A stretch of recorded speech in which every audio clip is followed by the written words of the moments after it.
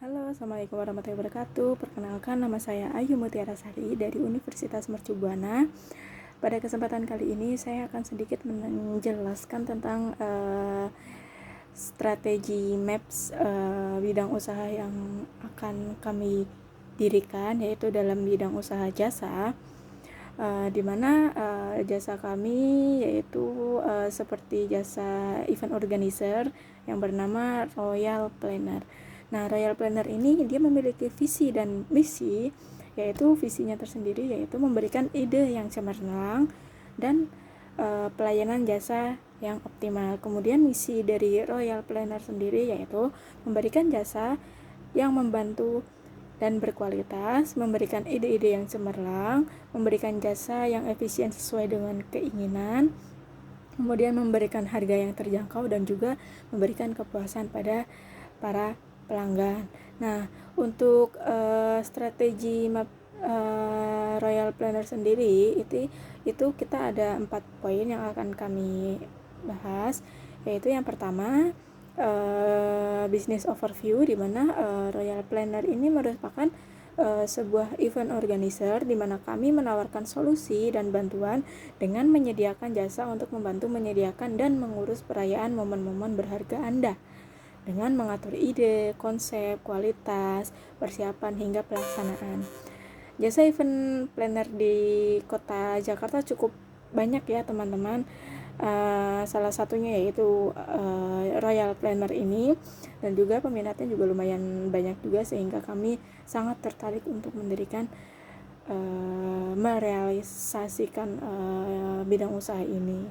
Nah, usaha ini dilakukan secara online dan juga offline. Nah, maksudnya online di sini customer nantinya itu bisa melakukan melihat-lihat atau melakukan booking gitu by online, karena sekarang itu zamannya online semua, apalagi sedang pandemi seperti ini.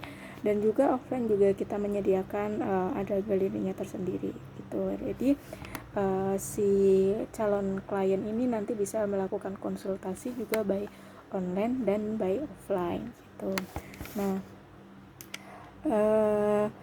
paket-paket yang kami sediakan pada jasa event planner ini yaitu ada yang pertama ada birthday party, kemudian ada bridal shower ataupun baby shower, kemudian ada anniversary, ada graduation, kemudian engagement dan juga lain-lainnya gitu kan. Tapi kita belum melangkah kepada arah kepada event wedding, karena itu harus membutuhkan tenaga yang ekstra gitu. Nah, kemudian values pada jasa event planner ini yaitu Royal Planner mengutamakan kualitas dan pelayanan terbaik bagi klien kami sehingga dapat memberikan kesan sempurna dan adanya kepuasan bagi para klien kami.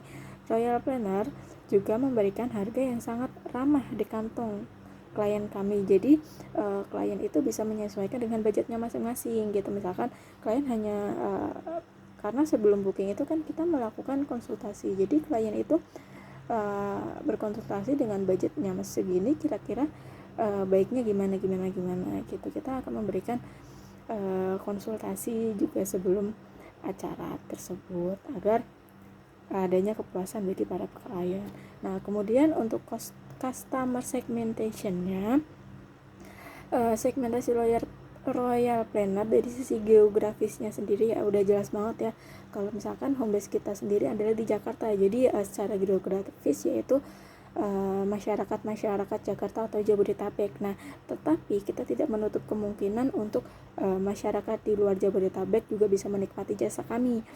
Tapi mungkin nanti ada tambahan fee-nya, yaitu seperti uang transport, akomodasi atau yang lainnya gitu ya. Nah, untuk segmentasi demografisnya sendiri, Royal Planner itu bisa dinikmati dari berbagai kalangan, dari usia anak-anak sampai usia dewasa, hingga dari kalangan bawah, menengah hingga atas, karena kita tetap mengedepankan kepuasan ya. Jadi misalkan dari sisi anak-anak, siapa sih anak-anak yang mau pakai ini ya? Contohnya kalau misalkan birthday party ya mungkin ya, karena kalau birthday party itu kan nggak cuman orang dewasa, bahkan kebanyakan itu yang melakukan berdebati itu anak-anak gitu. Jadi itu bisa dinikmati oleh anak kecil. Nah untuk yang orang dewasa itu biasanya seperti graduation, terus engagement, kemudian anniversary juga kami ada, dan lain-lainnya gitu. Nah untuk kalangan bawah menengah atas itu kenapa bisa semua, karena kami paket kami itu bisa menyesuaikan budget masing-masing. Jadi kalau misalkan dari masyarakat kalangan bawah hanya mempunyai budget sekian, ya kita menyesuaikan dengan budget dia gitu. Nah kemudian poin yang terakhir yaitu ada marketing strategi, dimana Royal Planner ini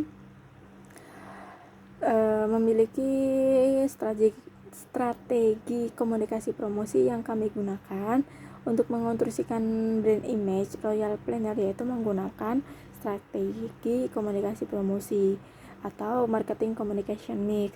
Nah, di mana variabel-variabel yang digunakan adalah yang pertama ada public relation, kemudian yang kedua ada sales promotion, yang ketiga ada personal sales, dan yang keempat ada advertising.